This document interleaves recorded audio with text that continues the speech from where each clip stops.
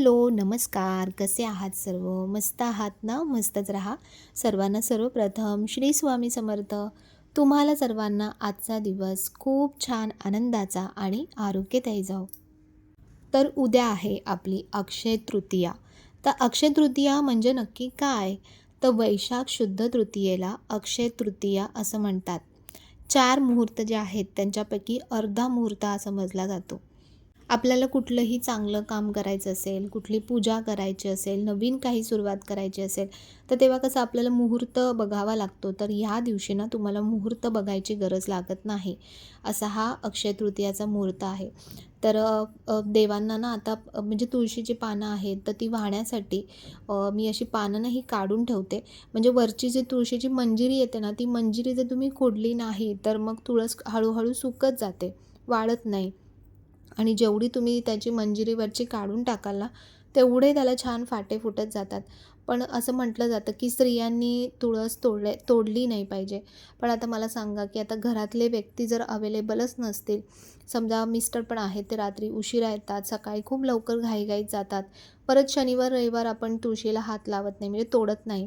तर मग कधी आपण करणार ह्या गोष्टी? फक्त एक आहे, की कैचीचा वापर करू नका आणि जेव्हा पण आपण तुळशीची पानं तोडायला जातो ना, तर तेव्हा तुलसी मातेची आज्ञा घेऊन, तिची क्षमा मागून जर आपण अशा प्रकारे तोडली ना पानं, तर मला वाटत नाही की तुळसी माता खरंच आपल्यावरती रागवेल. उलट ही जी तोडलेली तुळस आहे ना, ही तिच्या प्रिय अशा भगवान विष्णूंच्या चरणावरती ते जाणार आहे. तर म्हणून अशा प्रकारे मंजिरी आणि त्याच्यासोबत थोडी अशी पानं, असं जे देठ असतं ना, तेच मी काढते आणि मग ते देवांना अर्पण करण्यासाठी अशा प्रकारे डब्यात भरून ठेवते. अशा प्रकारे भरून ठेवली ना, तर तुळस जवळपास 3-4 दिवस तरी छान राहते.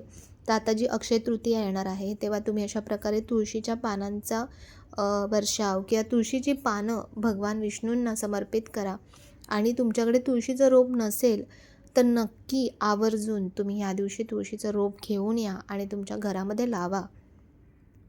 तर ही सगळी कामं आहेत ना, आपण इतर दिवशीसुद्धा करतो. पण जेव्हा काही विशेष दिवस असतात, विशेष सण असतात, त्या दिवसाला एक वेगळंच महत्त्व असतं. त्यामुळे त्या दिवशी तुम्ही जे जे काम करता ना, तर ते त्याचं खूप पटीने आपल्याला पुण्यही मिळतं आणि आपल्याला सुखशांती मिळते. तर अक्षय तृतीया आहे, तर तुम्ही त्या दिवशी सगळे जे तुमचे दिवे आहेत, देवघर आहे, देव आहेत, ते संपूर्ण छान उजळवायचं आहे, संपूर्ण स्वच्छ करायचं आहे. आपला उंबरठा छान स्वच्छ करायचा आहे. उंबरठ्यामध्ये हळदीचं लेपन करायचं आहे.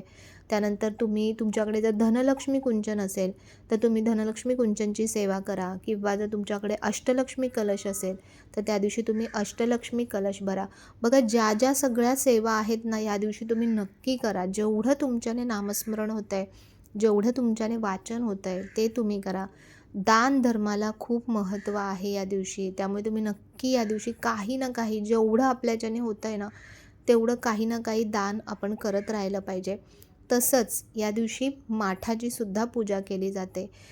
जलदान किंवा जल भरलेला माठ या दिवशी दिला जातो. पण आता इथे शहरांमध्ये वगैरे आपण माठ कोणाला देणार? तर त्यामुळे आपल्याच घरी जो माठ असेल ना, तो स्वच्छ करून त्याची छान पूजा या दिवशी करा.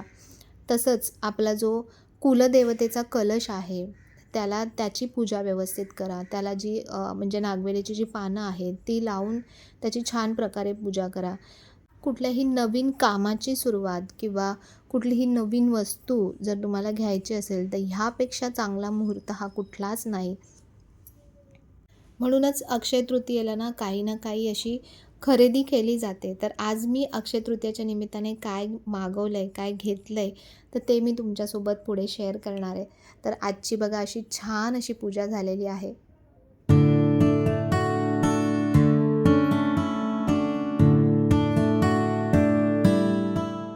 तर देवपूजेची ना फुलं म्हणजे निर्माल्य रोजचं खूप निघतं आणि रोज एवढी फुलं टाकून द्यायला खरंच खूप जीवावर येतं. ते खतांमध्येच जातं. पण तरीही जेव्हा पावसाळा, हिवाळा असतो तेव्हा फुलं सुकण्याचं ऑप्शन खूप कमी असतं. पण आता चांगलं छान ऊन पडतंय, तर म्हटलं चला म्हणून मी ही टोपली आणली त्याच्यासाठी, की टोपलीमध्ये कसं छान सुकतं. त्याला बाजूने अशी छिद्र असतात ना, तर त्यातूनही ती हवा जाते आणि फुलं छान सुकतील. तर म्हणून इथे बघा हे जे बेडरूम आहे, तर इथून 2च्या नंतर खूप छान ऊन पडतं. तर म्हणून इथे फुलं छान सुकत घातलेत आणि या फुलांचा आपण खूप वेगवेगळ्या प्रकारे वापर करू शकतो. एक तर आपण खत म्हणून बारीक करून ह्याला झाडांमध्येच खत म्हणून वापरू शकतो किंवा ह्याचा छान सुगंधी धूप बनवू शकतो. तर अक्षय तृतीयाला आपण काय काय केलं पाहिजे ह्यातल्या बऱ्याचशा गोष्टी मी तुम्हाला सांगितल्या.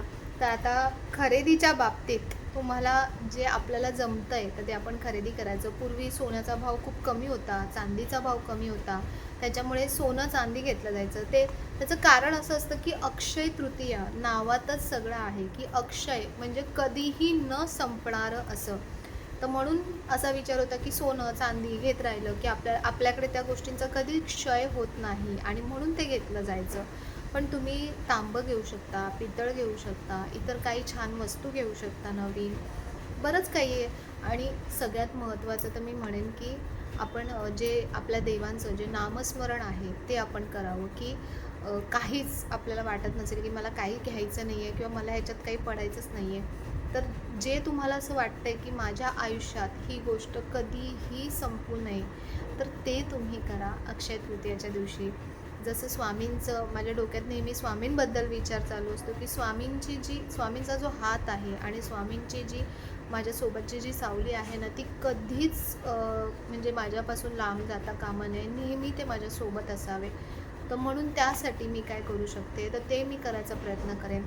दान धर्म करा, की दानासारखं तर पुण्य काहीच नाही आहे. तर त्याच्यामुळे दान धर्म करा, की नेहमी आपल्या हातून असं दुसऱ्यांसाठी काहीतरी छान होऊ दे, त्यांना आपल्याला दान करता येऊ दे. तर अशा बऱ्याच गोष्टी आपण अक्षय तृतीयाच्या दिवशी करू शकतो. इतर दिवशीसुद्धा आपण हे सगळं केलं पाहिजे. असं नाही आहे की फक्त त्या दिवशी स्पेशल असा मुहूर्त आहे म्हणून तेव्हाच करावं. इतर वेळी पण आपला जो महिन्याचा जो आपला पगार येतो त्यातून आपण काहीतरी थोडीशी अमाऊंट जी आहे ती आपण दुसऱ्यांसाठी दानधर्मामध्ये आपण नेहमी देत राहिलं पाहिजे. बघा जेव्हा आपण देतो ना तेव्हाच 10 पटीने तुमच्याकडे ती गोष्ट परत रिटर्न येत असते. हा ना म्हणजे ब्रह्मांडाचा आणि हा निसर्गाचा नियम आहे. तर मी अक्षय तृतीयाला काय घेतलं आहे, आता सोनं घ्यायचं म्हटलं तर 1 ग्राम सोनं घ्यायचं म्हटलं तरी 16,000 जातात 1 ग्रॅमला आणि त्या 1 ग्रॅममध्ये काय करणार आहे आपण. तर म्हणून मी म्हटलं सोनं नको, त्यापेक्षा सोन्यापेक्षा पण भारी मला ज्या गोष्टी वाटतात ना तर त्या मी घेत राहते. आणि ही गोष्ट म्हणजे मी खरं सांगते की कितीतरी वर्ष झाली ही गोष्ट मला म्हणजे पाहिजे होती, घ्यायची होती. कारण जे पद्मजा जोगळेकर आहेत ना त्यांच्या एका ते गाणं आहे ना, त्याच्या गाण्यामध्ये त्यांच्या बॅकग्राऊंडला असं ते ठेवलेलं होतं. तर म्हणून ते मला मी जेव्हा बघायचे ना तर तेव्हा मला खूप असं मस्त वाटायचं की किती छान वाटतंय, किती असं वेगळंच काहीतरी पवित्रता वाटते वगैरे. तर म्हणून माझ्या डोक्यात होतं, पण काही गोष्टी त्या त्या वेळेवरच होतात. आपण किती जरी विचार केला ना तरी ते तेव्हा होत नाही. तर मी काय घेतलं आहे ते मी तुम्हाला सांगते पहिले. तर मी घेतलेली आहे अक्षय तृतीया स्पेशल एवढी मोठी समई घेतली आहे मी. खूप सुंदर समई आहे आणि ह्या गोष्टींची तर मी खूप वेडी आहे. म्हणजे देवांची भांडी, देवांचं सामान. तर आता म्हटलं देवांसाठी तर काय घ्यायचं, तर ऑलमोस्ट भरपूर सगळं आहे आणि अजून खूप सारं काही व्याप अजून वाढवायचं नाही. कारण आहे तेच आपल्याला मेंटेन ठेवता आलं पाहिजे. जसं आता तब्येत हळूहळू पुढे काय आपल्याला साथ देईल नाही देईल, तर त्याच्या हिशोबाने जितकं आहे तितकंच म्हणजे ते व्यवस्थित ठेवता येईल असा विचार करते. तर ही एक समई मला अशी मोठी घ्यायची होती, जी मला इथे एंट्रन्सला म्हणजे इथे घराच्या आतमध्ये किंवा बाहेर जो आता नवीन एंट्रन्स बनवला आहे तर विचार करते की तिथे ठेवू का. तर कशी आहे ही समई मी तुम्हाला दाखवते. आणि ही समई कशी घेतली आहे की महिन्याला जे आपले पैसे जमा होतात तर त्यातले काही पैसे आपण देवाच्या नावाने साईडला काढून ठेवतो. तर ते जे पैसे जमा होतात ना तर त्याचा विचार केला काय घेऊ आता नक्की याच्यामध्ये. तर म्हणून मग मी ही ती समई घेतली आहे. तर तुम्हाला पहिले जॉईंट करून दाखवते की कशी दिसते. चला. तर ही समई आहे ना अशी फोल्डिंगमध्ये येते. म्हणजे अशा प्रकारे फोल्ड केली ना मग ती आणायला वगैरे किंवा द्यायला पण सोपी पडते. तर याचे वेगवेगळे पार्ट्स आहेत. जर आपल्याला रेग्युलर लावायची नसेल तर अशा प्रकारे आपण डिमोल्ड करूनसुद्धा व्यवस्थित ठेवू शकतो. त्यासाठी हे म्हणजे सोप्पं ऑप्शन, बेस्ट ऑप्शन आहे. तर अशा प्रकारे ह्याचा पहिले खालचा बेस असतो. त्याच्यानंतर बेसवरती हा वरचा जो म्हणजे प्लेटचा भाग आहे तर तो ह्याच्यावरती असतो. त्यानंतर ह्याच्यावरती 3 पार्टमध्ये खांब आहेत. नॉर्मली आपली एकच जी छोटी समई असते त्याचा एकच दांडा असतो असा अखंड. पण ह्याच्यामध्ये याचे 3 दांडे आहेत आणि बघा त्याच्यामुळे त्याची हाईट खूप छान वाढते आणि ह्याची डिझाईन म्हणजे ह्याच्यावरती जे कोरीव काम केलं आहे ना, एक नंबर कोरीव काम केलं आहे तुम्हाला सांगते. ज्या आपल्या महाभारत समई आहेत ना, त्याच्यासारखीच ही समई आहे, पण त्याच्यापेक्षा पण खूप सुंदर आहे. जशी इथे साऊथ इंडियामध्ये वगैरे ते कसे वापरतात समया, तशा प्रकारची ही समई आहे आणि इतकी जड आहे. म्हणजे 9 किलोच्या आसपास याचं वजन आहे. म्हणजे तुम्ही विचार करा की खरंच किती जड असेल. तर असे आपले मधला हा जो पोर्शन आहे ना, हा लावून झाला आहे आणि हा वरचा जो भाग असतो जिथे आपण तेल भरतो आणि दिवे प्रज्वलित करतो, तर तिथला हा भाग आहे. त्यानंतर सगळ्यात फायनली लास्टचा तो म्हणजे की सुंदर असा मोर ह्याच्यावरती आहे. तर हा जेव्हा मोर वरती लागतो ना, तेव्हा समई एकदम सुंदर दिसते. तर माझ्या इथे थोडी जागा आहे एंट्रन्सला, म्हणून मी ही समई मागवले.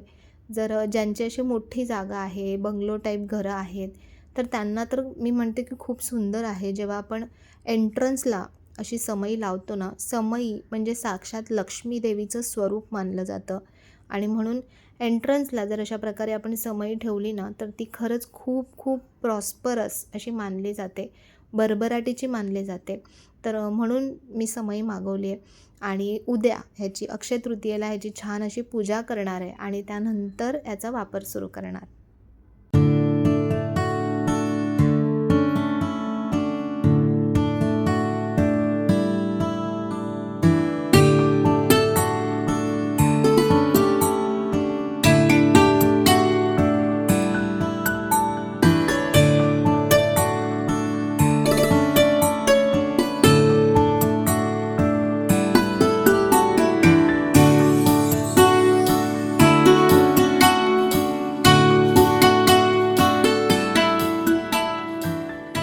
मी इथे स्टूलवर बसली आहे, तरी पण बघा समई माझ्यापेक्षा थोडी कमी हाईटमध्ये. म्हणजे ही विचाराल तुम्ही आता की कितीला घेतली, कशी आहे, कुठून घेतली, तर म्हणून डिटेल्स देते की ज्यांना आवड असेल, ज्यांना हवं असेल त्यांच्यासाठी सांगते.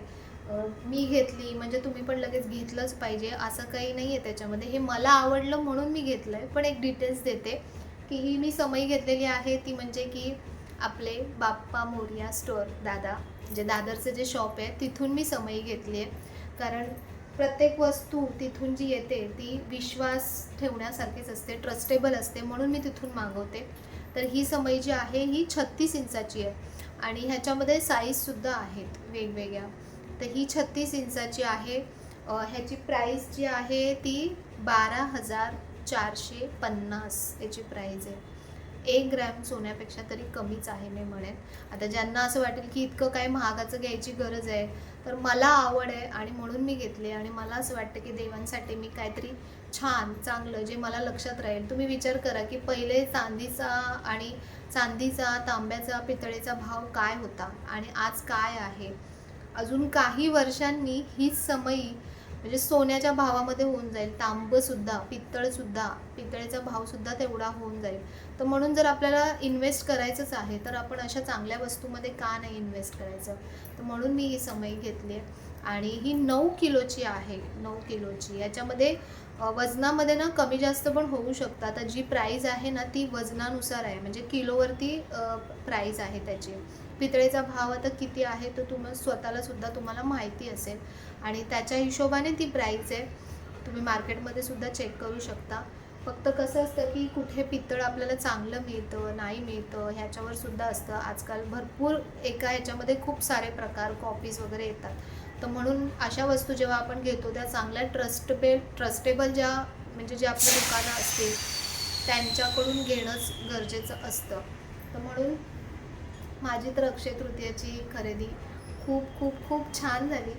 विचारही केला नव्हता, पण म्हणतात ना की काही गोष्टी ज्या इच्छा असतात त्या आपोआप पूर्ण होतात. स्वामी महाराज आपोआप त्या इच्छा पूर्ण करतात. तर अशी समई माझी अक्षय तृतीयाची खरेदी जी आहे तर ती आता उद्या पूजा करणार आहे समईची. आज फक्त आणली कारण उद्या आणता नसता आलं तर आज, कारण तिथून दादरवरून आणायची वगैरे, तर म्हणून आज घेऊन आलो आणि उद्या पूजा करणार त्याची. छान त्याचा व्हिडिओ येईल तुम्हाला आणखीन. तर तुम्हाला कशी वाटली अक्षय तृतीयाची माझी खरेदी तर नक्की मला कमेंट सेक्शनमध्ये सांगा. आणि ज्यांना हवी असेल तर त्यांनी नंबर दादांचा जो आहे तो मी डिस्क्रिप्शन बॉक्समध्ये दिलेला आहे. कॉन्टॅक्ट नंबरसुद्धा, ॲड्रेससुद्धा ज्यांना पर्सनली जाता येत असेल, ज्यांना घ्यायचं आहे आणि ज्यांना पर्सनली बघायचं आहे की पहिले कसं आहे, काय आहे, तर तुम्ही पर्सनली जाऊनसुद्धा बघून घेऊ शकता. तर सगळ्या ज्या डिटेल्स आहेत त्या डिस्क्रिप्शन बॉक्समध्ये दिलेल्या आहेत. तर उद्याचा जो अक्षय तृतीयेचा दिवस आहे, तुम्हाला सगळ्यांनासुद्धा खूप छान आनंदाचा, भरभराटीचा आणि सुख समृद्धीचा जाओ, ही स्वामींकडे प्रार्थना. तर आजचा व्हिडिओ कसा वाटला, आवडला असेल तर नेहमीप्रमाणे लाईक, शेअर, सबस्क्राईब नक्की करा. पुन्हा भेटूया आपण अशा छानशा व्हिडिओमध्ये. तोपर्यंत सर्वांना बाय आणि सर्वांना श्री स्वामी समर्थ.